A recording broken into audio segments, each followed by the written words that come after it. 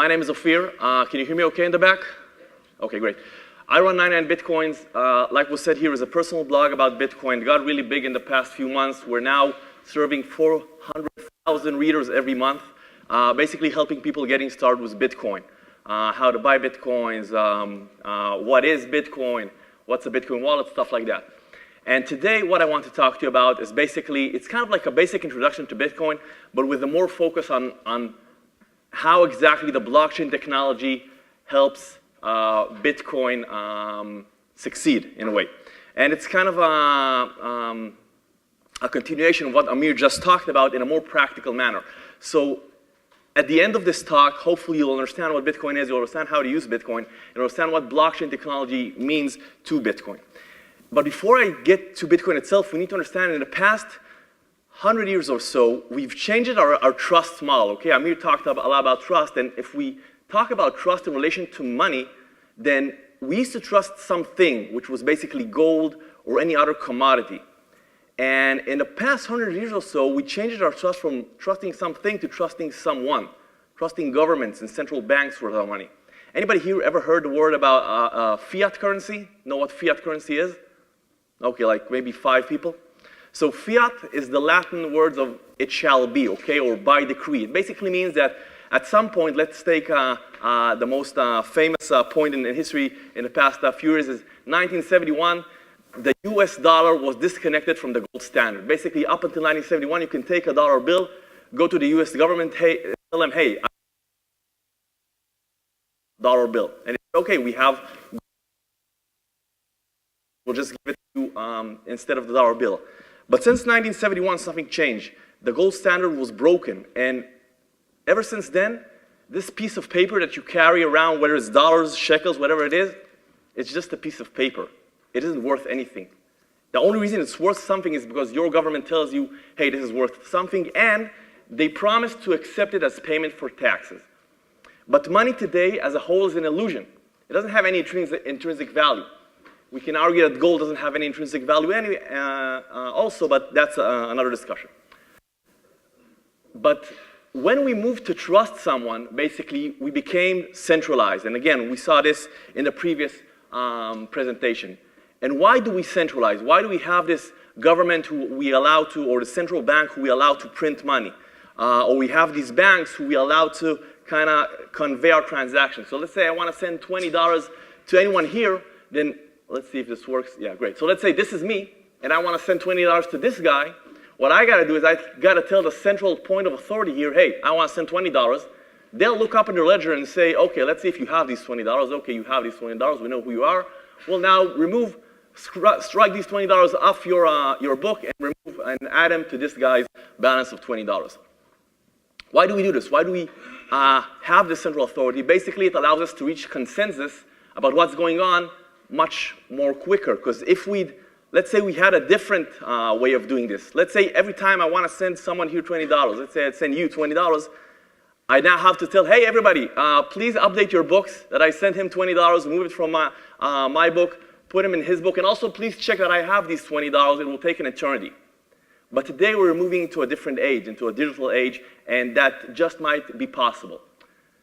The problem is that if we are centralized, it has its cost. You have here things from the last 2-3 years going on around the world of how central authorities fail. It could be due to mismanagement.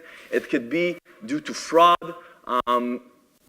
It could be a lot of stuff. It could be maybe in some weird way trying to control the population. For example, one of the examples you have here, where is it? India. Anybody hear about what's going on in India in the past few months? Ever since October to 2016, the government just one clear day said, hey, you can no longer use 1,000 rupee notes. They are not illegal. What you can do in the remaining 2 months you have until the end of the year is go to the bank, deposit them.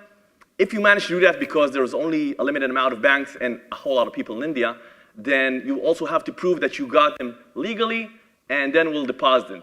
After 2016, on January 1st, 2017, if you didn't manage to deposit notes, you can throw them to the trash. They're no longer illegal. They're no longer legal. Some other stuff you can see from centralized authorities. Let's take the example of Cyprus in 2013. Basically, the government going into civilians' bank accounts and bailing in. It's actually bailing in the country, taking money from civilians in order to avoid the country from collapsing. Basically, what I'm trying to say, and I'm a bit extreme in my views, is that the money you think you own, you don't really own. You gave it to the bank, and you're hoping that when you need it, it will give it back to you. So that's the kind of the main issue with central authorities. But then in 2009, a guy or a group of people, like was said here before, named Satoshi Nakamoto, put out a white paper. He actually put it in the end of 2008, but 2009 is when Bitcoin started working for the first time. So, and he said, okay, I can create a digital currency, and I can make it that it's not centralized. Meaning we don't have these issues of a central authority, of mismanagement, or fraud, or controlling the population. And it will be based on math. So you don't have to trust anybody that if I say I'm going to give you $20, you're going to get the $20. It's just math. If I put $20 in, I'm going to get $20 out on the other side. There's no way to manipulate this. There's no way to kind of, maybe if somebody's related to the Bitcoin creator that you can move it around. No, it's just plain math. Now, usually what I do in my lectures, I give the whole theory of how Bitcoin works and the blockchain works, and then I give a practical example. Today is the first time I'm going to do it differently. I want to dive straight in and explain to you how Bitcoin works, let you experience it firsthand, and after we do that, we'll explain what we just saw, okay? And I think it'll be much, much easier that way. So in order to explain how Bitcoin works, the main thing you have to kind of try to keep in mind is it's kind of like email, okay? If you want to use Bitcoin, the first thing you want to do is to get a Bitcoin wallet, which is kind of like your email software. If you want to get email, you go to Gmail, you go to Outlook. So here you need to get some sort of software, which is the Bitcoin wallet. What does it help you do? It helps you send and receive Bitcoins. The same thing as the email software will help you send and receive emails. The second thing, once you have a wallet, that wallet will generate your Bitcoin address. And just like an email address, this is the address you'd give to people if you want them to send you Bitcoins. So if a normal bank ledger would look something like this, okay, everybody has their name and their balance, a Bitcoin ledger would look something like this. It's much less user-friendly. These are Bitcoin addresses on the left side, and these are balances. So let's say I open a Bitcoin wallet, and I get my Bitcoin address, and this is my address. And it has 5 Bitcoins. The important thing to remember about this ledger is that it's open. Anybody can view this. I can now go onto the blockchain, check each one of these addresses, and see their balances. The only thing I don't know is who these addresses belong to. So I know this address, for example, has 153 Bitcoins, but I don't know who it belongs to. That's why Bitcoin isn't 100% anonymous. It's what's known as pseudonymous, okay? So you can see the balances, you just don't know who they are linked to. So now I have my Bitcoin address, and I have my Bitcoin wallet. I can receive Bitcoins. The last thing I need to do is the ability to send Bitcoin through my Bitcoin wallet. And through that, I need one final thing. And again, by the way, for those of you who know Bitcoin, this is kind of a dumbed-down version of how Bitcoin works. I know there are some things that aren't 100% accurate, but this is the easiest way to explain to people who haven't heard about Bitcoin yet. You need something called a private key. Whenever you create your Bitcoin wallet, you're basically creating a private key. What's a private key? It sounds like a really intimidating word. It's basically like your password to your email account. In reality, it's a really, really long number. Okay, that's it. It's a really, really long number. That's your kind of passcode to your Bitcoins. Whoever knows that number can access your Bitcoins. Basically, this is kind of the reference that you actually own the Bitcoins. And if you lose your private key, you basically lose your Bitcoins. If I know your private key, I can steal your Bitcoins, because now I have access to it. And there have been several cases throughout history where people did some very stupid stuff. For example, some guy stored his private key on his computer. Just in a file, he wrote it down, for example, in a file on the computer, then threw the computer away because Bitcoin wasn't worth a lot when he first got all of these Bitcoins. At the end, in 2013, he found out that he threw out around 7,500 Bitcoins, which were worth, and actually it's more or less the same value today, 4 million pounds. Another very funny thing, this report, this again from 2013, I think, was talking about Bitcoin on national television. And he wanted to show exactly what I gave you here, like kind of this Bitcoin wallet. You can see on the papers you have here, you have, give me, for example, just so I can read this. So you have one side that says load and verify, and you have, here says Bitcoin address. This is your public Bitcoin address. And on the other side, you have spend. and there's another private key string of letters and numbers here. So he showed, now this is, you shouldn't show this to anyone, because anyone who has this can basically now spend the funds you have in your wallet. So he showed this online. He said, hey, this is my Bitcoin wallet, blah, blah, and like 5 seconds later, he didn't have the money, because people just saw the private key and just took it from him. He didn't understand the whole concept of Bitcoin. So now for the fun part. I gave you some wallets here, okay? One of these wallets has $30 worth of Bitcoin loaded into them. So now we're going to find out who got them. I don't know who. Now, how do you do that? What I told you that the ledger is public, so anybody can see how much balance you have in each address. What you need to do is basically, you scan the QR code of this public Bitcoin address. You'll get basically this string, just so you don't have to type it. Just scan the QR code here. You then go to blockchain.info. This is a website, blockchain.info, and you paste that Bitcoin address in, and you see if you have any balance inside it.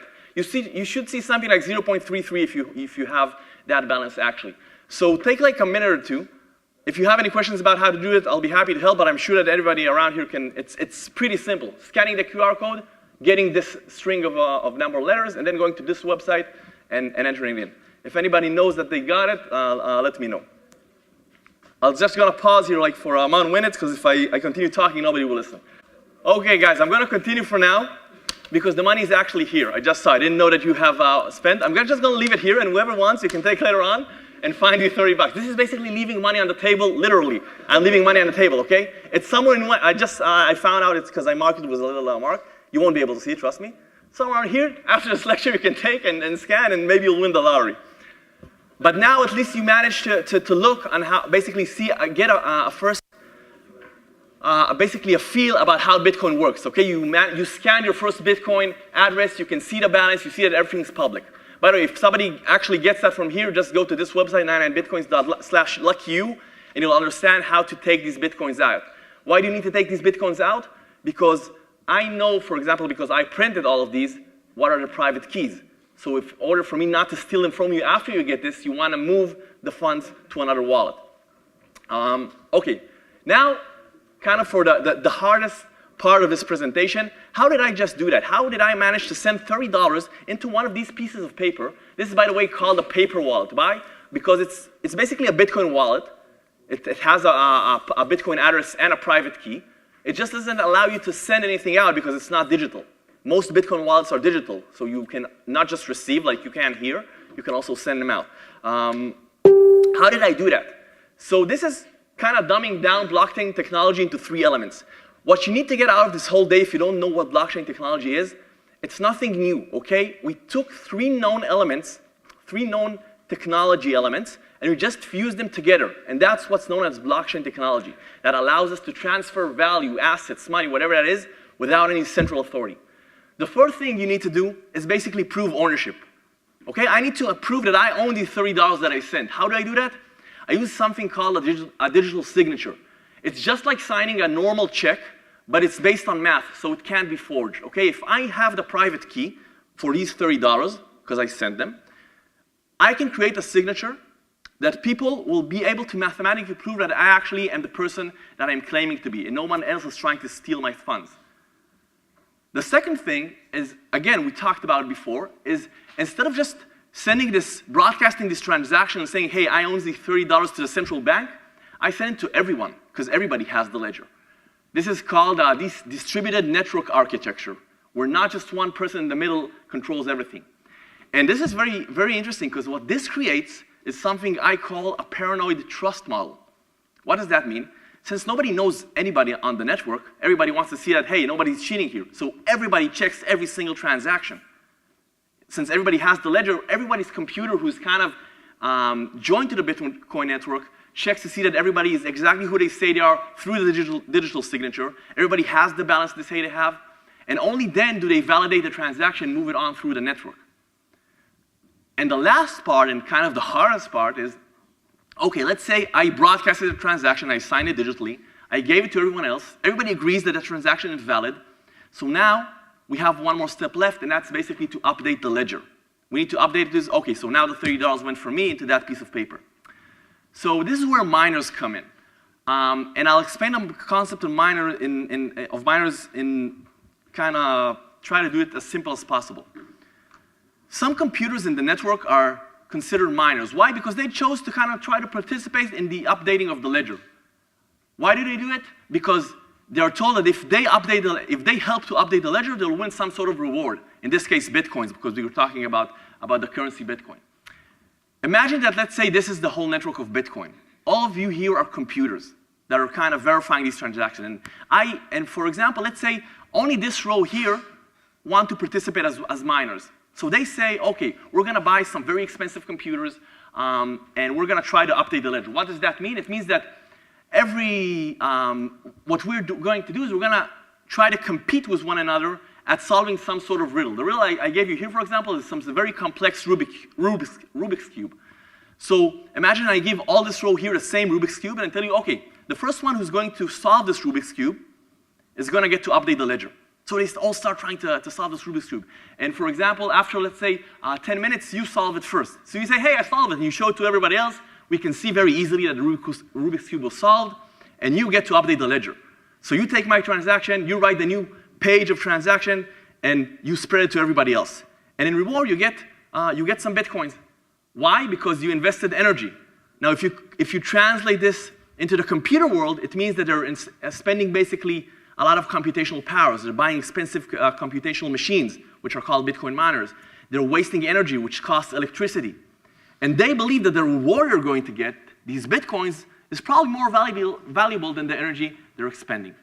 So that's kind of like the last step of the blockchain technology, updating the ledger.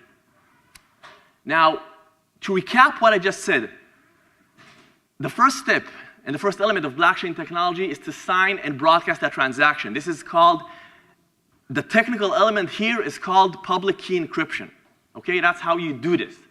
You broadcast it, and now you basically go through the whole distributed network. You broadcast to everybody here in the room, and you say, hey, please validate this transaction.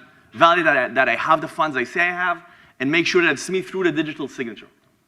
Once you pass this, you basically sit in some sort of pool of transactions, waiting that one of these people here will pick up your transaction, solve this Rubik's Cube, and enter it into the blockchain. Now, why is it called blockchain? Why not transaction chain? Well, because here I just gave you an example of one transaction, but in reality, there are like hundreds of thousands of transactions every second. So instead of just entering them one by one, they're grouping them into blocks of transactions. And instead of entering just one transaction, they're entering a block of transactions. So this is the blockchain, basically a chain of blocks. So what you get in the end is this, is a blockchain. It's a transparent, permissionless, tamper-proof, decentralized ledger. It's transparent because everybody can see it. It's permissionless because anybody can take part in it. Any one of you can become a Bitcoin miner, for example. It's tamper-proof because if you want to change something that one of the miners already updated, you're going to have to outcompute the whole network's computational power. That's a lot of power. So it's basically immutable. You can't change it. And it's decentralized because everybody owns the ledger. So today, we're basically changing our trust model again from trusting someone to trusting something again. Only this time, this something is math. It's not some sort of physical commodity. And to end my presentation, I want to show this video. A lot of people ask, hey, what is Bitcoin? Can you explain what is Bitcoin? I don't think what is Bitcoin is the right question. I think the right question is what Bitcoin can do for you. And so this is from 1994, the Today Show or something like that, talking about the internet, okay? Back now at 56 past, I wasn't prepared to trade. And she thought it was about. Yeah. Oh. Big fight up in the lunchroom the other week. There it is. Violence at NBC, GE.com. I mean... Well, Allison should know. What is internet anyway? Internet is that massive computer network. The one that's becoming really big now. What do you mean? That's big. How does one? What do you write to it like mail? No, a lot of people use it and communicate. I guess they can communicate with NBC writers and producers. Allison, can you explain what internet is? No, she can't say anything in 10 seconds or less. Allison will be in the studio. Anyway, you get the idea. This is national television. Okay? This is one of the highest rated TV shows. This is basically what we're doing here. People are going to see this video in 10 years and kind of laugh about us. So the thing is not what Bitcoin is, but basically what Bitcoin can do for you. Because if I ask you, explain to me what internet is, today you probably won't be able to explain in very simple terms what the internet is. You'll say, like they said, it's like a computers, they're connected. But if I ask you what the internet can do for you, you'll easily say, yeah, sure. I can go online, talk to whoever I want. I can transfer information. I can get answers to anything I need. So this is what Bitcoin can do for you. It can give you full control of your money. Anyone who doesn't have your private key can't control your money. The government can't come and take your Bitcoins away unless they have your private keys. It can lower boundaries to entry. There are 2.5 billion people who are unbanked around the world, who don't have any access to banking. Why? Because either they don't have banks in their countries, or nobody knows who they are, or they don't have any formal identity. They can now participate in this global economy. And it removes the middleman. The last thing I want to end with this is, if you take something from this lecture, is just go and buy some Bitcoins. It could be $50 worth of Bitcoins, whatever you want. I can talk here a whole day about Bitcoin, but you won't learn as much as if you just go and buy like $50 or even $10 worth of Bitcoin, and you actually participate hands-on in this truly revolutionizing piece of technology. Thank you very much. Yes? Okay, so the second question, I'm not sure I'm going to have a good answer to give you. Just because, we'll get it in a second. Let's talk about the first question. What he asked is, he said that Bitcoin transactions are basically, when we talked about the miners here solving the Rubik's Cube, so on average, a miner managed to solve a Rubik's Cube every 10 minutes. And again, it's just a Rubik's Cube as an analogy. It's not really what's happening. But it is kind of some sort of random computational thing. So only every 10 minutes, sorry, I thought I said 10 seconds. So only every 10 minutes does the ledger gets updated. Now, if you think about it, so what? Do I have to wait 10 minutes until a transaction goes through? Today, yes. And basically, that can't compete with Visa or MasterCard, who, when you swipe your credit card, automatically a transaction goes through. So two things you have to remember. First of all, when you swipe a transaction like Visa or MasterCard, these can get charged back. Okay, basically, the credit card has like 6 months to decline a transaction. And let's say I'm a merchant and you paid me, I can find out 4 months later that you requested your money back and I'll have to give it up. They basically take it, I won't give it up. Bitcoin, after those 10 minutes, or let's say after an hour of people confirming these transactions, there's no way you can take that back. So it depends on how you look at it. But still, I want to address what you talked about, kind of how fast the network works. My personal opinion is that Bitcoin isn't going to be the day-to-day currency we're going to use in the future. There are like almost 1,000 different altcoins, kind of coins who are like Bitcoin but do other stuff differently. And some of them do payments a lot faster with a bigger capability of volume and stuff like that. Bitcoin in the future, that's just my personal opinion, is going to be like gold is today. It's going to be like the reserve currency. And there are going to be other altcoins or other networks that do the same on the same infrastructure, do things better, manage to process more transactions, and that'll probably be what will happen. So today, there's no match for Bitcoin and Visa in the swiftness of the transaction. But again, you have to remember, this is very new technology. The infrastructure is still not there. For example, you can ask someone from 20 years ago if you think they'll be able to watch this conference live now on video when they're just trying to download photos of naked women and waiting for the whole photo to come up. So again, you can't know how this will evolve. The second question, I don't have a good answer to give you yet because I haven't dove down into this subject that much. Any other questions? Yeah. So this is a question not for Bitcoin, but basically for cybersecurity. The only time that Bitcoin was hacked is when there was an actual some sort of human action involved. So basically, Bitcoin wasn't hacked. The exchange saving Bitcoins, the website saving Bitcoins was hacked. So this is just, like general security stuff. Exchanges have some protocols they should follow, basically keeping at least, I think it's like 80% of their funds should be kept offline. So even if a hacker, the private keys, so even if a hacker does manage to get into the exchange, he can't get to the private keys because they're not connected.